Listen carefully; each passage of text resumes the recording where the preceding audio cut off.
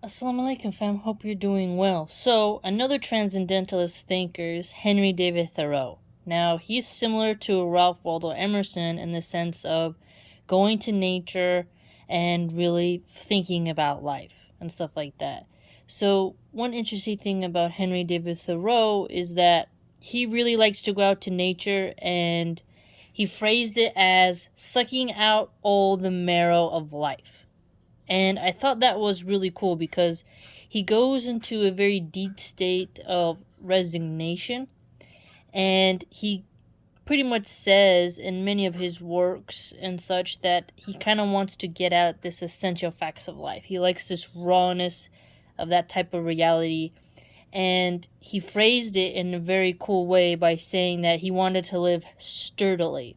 And I thought that was interesting because I, as a Muslim, ask Allah Azza to make me firm, steadfast, right? You don't want to be on shaky ground. So I found this a very similar point of myself.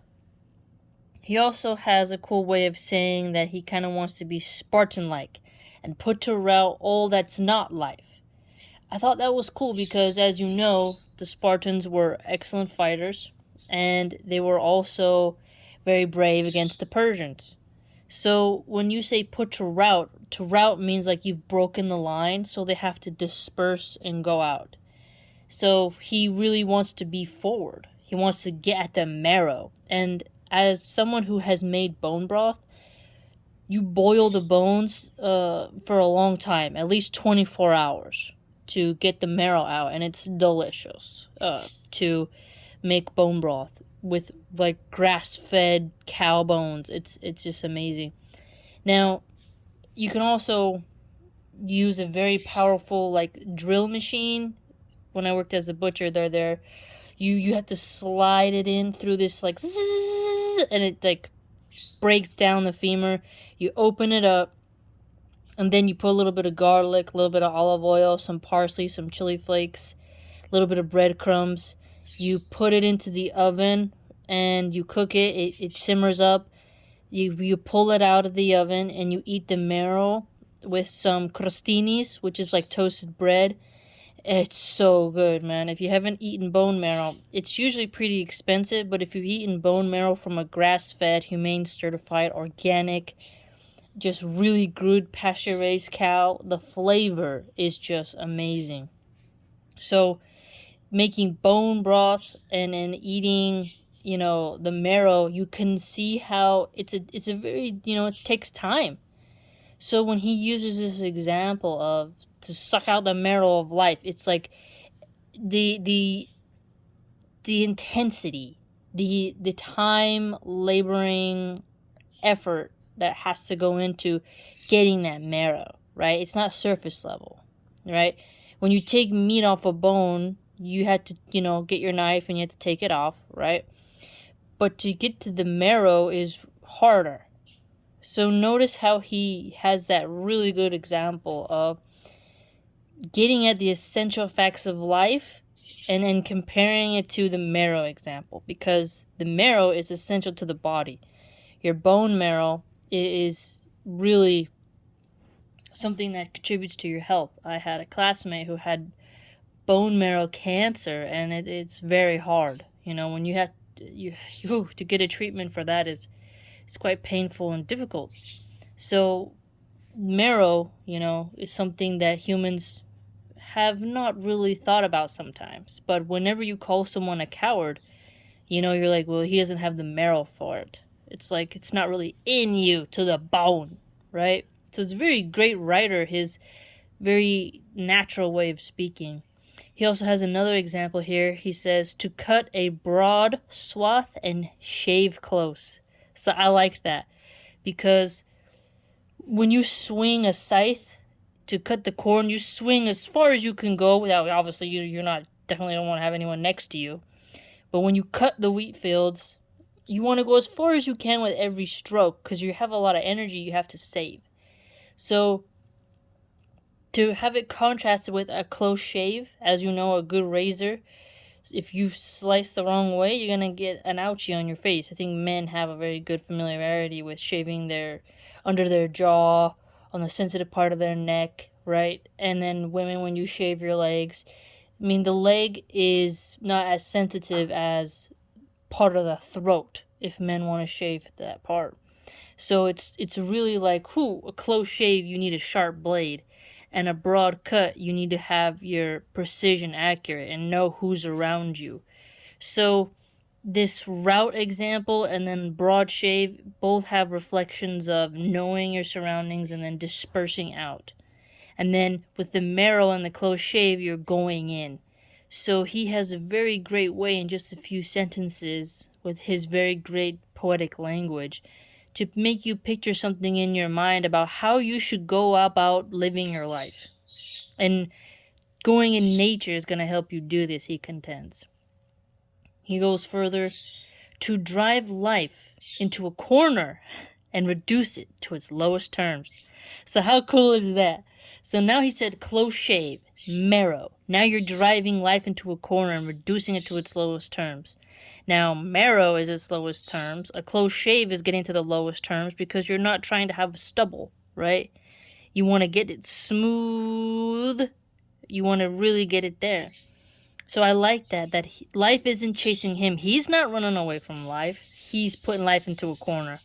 And whenever you corner something, you have to know is like when something gets really rough, right? Because if you've ever been cornered, I have, if you're in school and you have to fight, it's like, okay, my back's against the wall, we're going in, right? There's no way out, only forward. And when you know there's only forward, you better be ready. And so he really gives you this powerful example of how he looks at life. He continues, reduce it to its lowest terms, and if it prove to be mean, why then to get the whole and genuine meanness of it, and publish its meanness to the world. So notice this here. So he wants to, is it mean, and in what context, and how, and whatever he finds out, he's going to tell everyone. So to publish, he's going to make it public. He doesn't want to hide it and, only keep it to himself, but he wants to let others know what he's learned. And he continues, if it were sublime to know it by experience, and to be able to give a true account of it in my next excursion. So the sublime has several meanings. When someone eats a cake, they say this is sublime. But as I learned, the other true raw definition in philosophy is an overwhelming sense of awe. And there's the numeration sublime. There's the near-death sublime. It's basically an overwhelming, but not to the point where you have fear. The fear is there, but it hasn't overcome you to terror.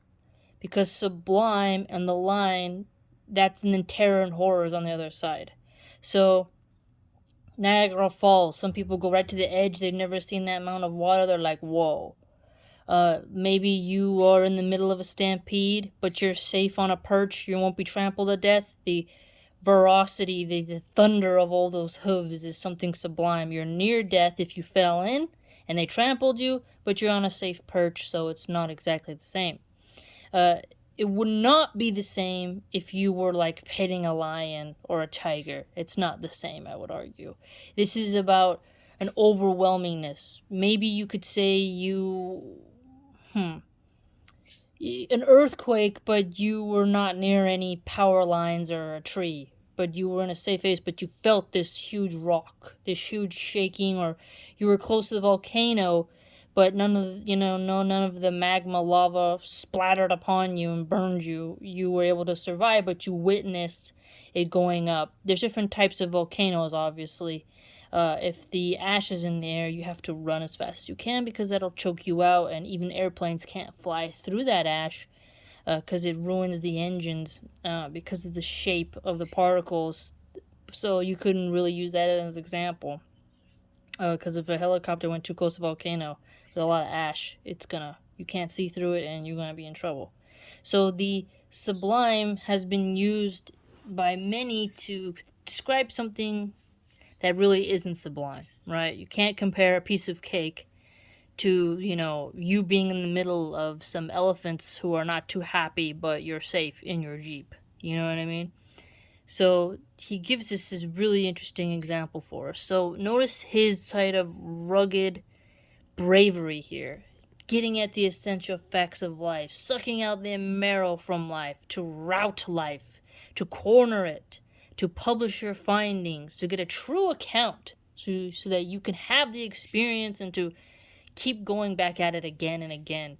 So he doesn't have a cowardly victimhood, poor me, I live in this state, or, everybody pay attention to me because I'm so sad. I want money from the government because I'm so sad and I'm a victim and I can't make it and I need to blame other races or other religions, or I need to blame everyone else for my problems and I'm this, I'm that. You don't get that from him. Now, he's not as romanticist, I'd say, as, this transcendentalist Ralph Waldo Emerson, but he is very bold. And he did write his work Walden, which was published in 1854, at a pond in Massachusetts, which is on the suburbs of Boston, and people do go there to kind of feel like, hey, this is where Henry David Thoreau wrote his works. I want to go here too, see what it's all about. But he wrote his prose poem, and then there's some points here that I wanted to share with you. One of them is on solitude. So he had this point of, I go and come with a strange liberty in nature, and that he delights through every pore.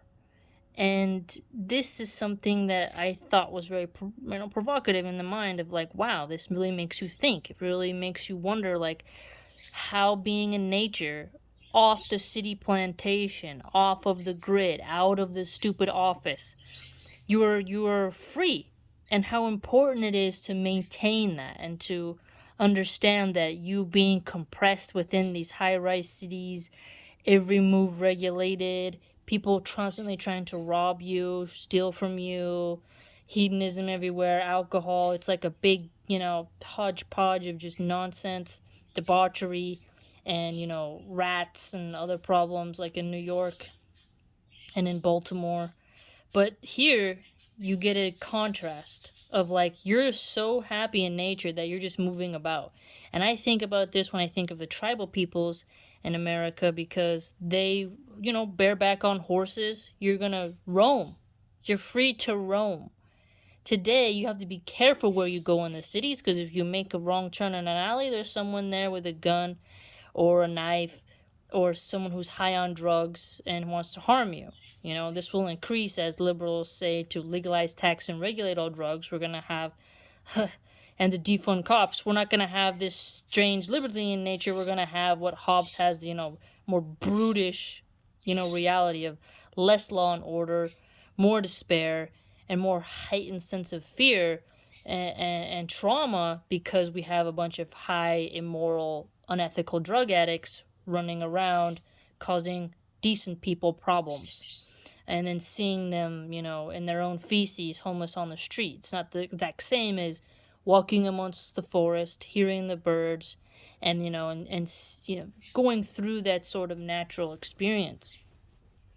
So this liberty he's talking about is something that we have to reflect upon and analyze in a very deep sense. He also explains later on how his serenity is rippled but not ruffled, like the lake. And I thought that was a very cool example, because when it's a rippled, if you watch water, which I like to do, it hasn't broken a crest on the surface. So there's not a whole lot of movement in the terms of agitation, sharp moving. If you watch a fish swim, when he's gliding, there's a ripple on the water. When he's upset and there's danger, there's a ruffle. So this sort of smoothness then. When he's saying his serenity is rippled, there's a smoothness, which hints back to his liberty in nature. When you're confined and a fish is cornered and it's not easy for him to get around, there's going to be a lot of ruffling, and he's more restricted, and he's not really at liberty to go about where he has to go. So I found that a very poetic sense to describe his inner peace. So his inner peace here is quite clear for us to read about, and he gives us very perfect examples of that.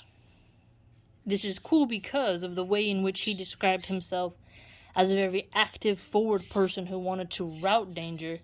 Here you see another side of him where he describes the peace of solitude, right? So how cool is that? So you see the dynamicism of him as an individual and also in his writing skills. And then you have another point here that you can think about as well. Is he has this point of higher laws. And it's really cool because he's coming across, a duck, a woodchuck duck. Or I think he can also mean the woodchuck that looks kind of like a beaver. So I wasn't sure if he was talking about a duck or one of those rodents. So a woodchuck looks kind of like a beaver, but he has a cool point to it as well, where he was talking about how he was walking through the woods with his string of fish on his pole, which perfectly makes you see how cool his self-reliance is, right? You can't be a vegan in the forest. It's a lot harder. You want to eat mushrooms and eat leaves like a rabbit? Okay. But there is some fish there, which is delicious when you get a fresh fish, but you can just see his sort of like a man with his own food, and that's a powerful sense of liberty there.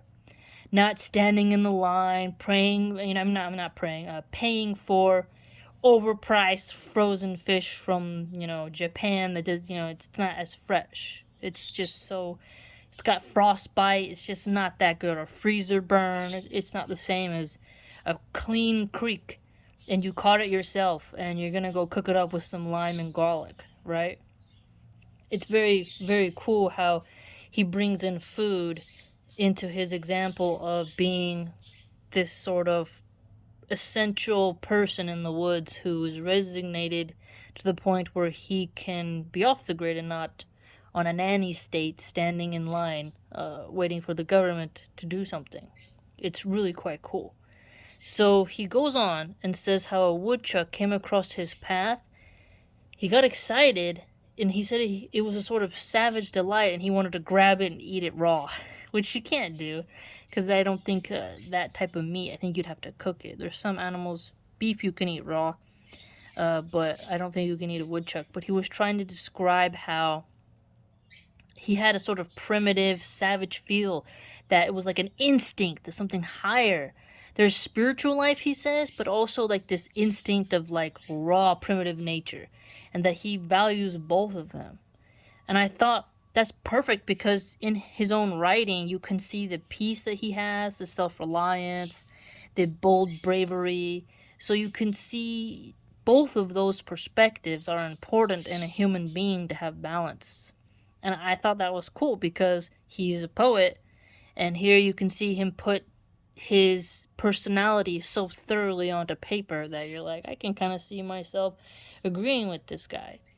And then he goes further to say the pond in winter, and he describes a scene here and how there's like these young pine trees and there's all these slopes and the snow is lying deep, and that scenery tells him forward. And I really like that term because there are scenes in nature where you just feel like forward. There is only forward. And I found that to be brilliant because when he talks about routing, life, when he talks about the sublime, when he talks about cornering, like you can see how he has a true drive for life. He has a will to live and wants to be left alone and has a respect for peace. And understands that you can't become a docile, pacifist, sissy boy, city slicker who wants to eat protein powders from like beans or something and then like starve yourself slowly to death until your testosterone goes away, right? He's not doing that. He's not an uber bleeding heart leftist who is afraid to eat cow meat. He's talking about something very deep here, how nature can make you feel forward. Your own personality, making you go at the marrow of life, getting at what does it mean to be human, but knowing how to have serenity in nature to where it's so smooth that there's a ripple but not a ruffle. And how being appreciative of just having fish and to know when to let something pass and when not to, and when to just let your emotions come and when to rein them in. You get to see that. when you read him, you can feel the forwardness in his writing, and I really enjoyed that.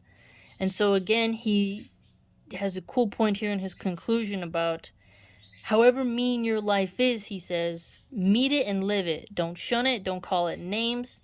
It's not so bad as you are. And I thought that was really cool because he means what he's saying, because when he says corner life, meet it and live it. Just go in, forward. You're going in, right? You meet it, you face it on. Don't run, don't let life chase you, don't sit and cry and wallow. Don't finger point and get envious and jealous. Live your life. Don't call your life hard names. Don't curse your own life. Don't wish for it to be over too soon. Live your term. And I really like that because remember, he said he wants to know life by experience. So when he says that, you need to meet it and live it, well, the only way you can, get experience is by meeting it and living it. So I thought that was really cool. Like, his ideas reinforce each other and build upon themselves. And that is how you know you have a great writer. And so it's quite fantastic. So again, that's Henry David Thoreau. That's an excerpt from his book, The Walden, which was published in 1854.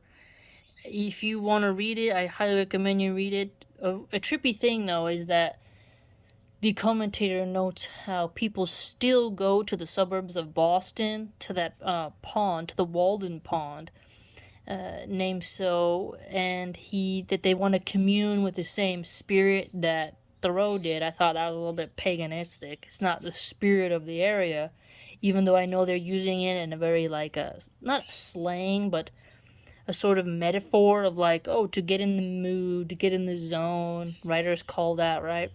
But I just thought it was big nature worship. It's Allah Azza giving him the ability, I'd argue, to write in such a beautiful way. He's getting inspired by his surroundings, which is allowing him to have clear thought and such. But all credit, alhamdulillah, goes to Allah.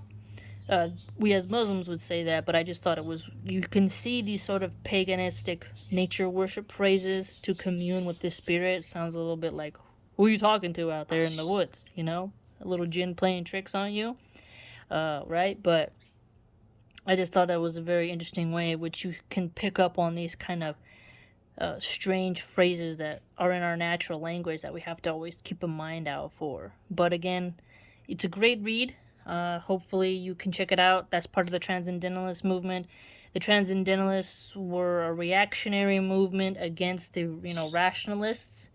And it also builds upon the Romantic period as well, in the 18th century, late 17th century. So you have a lot of these movements building off of each other philosophically and coming to grips with, what is life and such. And remember, Ralph Waldo Emerson wrote about self-reliance as well, and that you should do what you write and speak your heart. And you can see how Thoreau and Emerson have a similar yet different type of personality, which is really cool when you compare them side by side. So hopefully you learned something, and have a great day.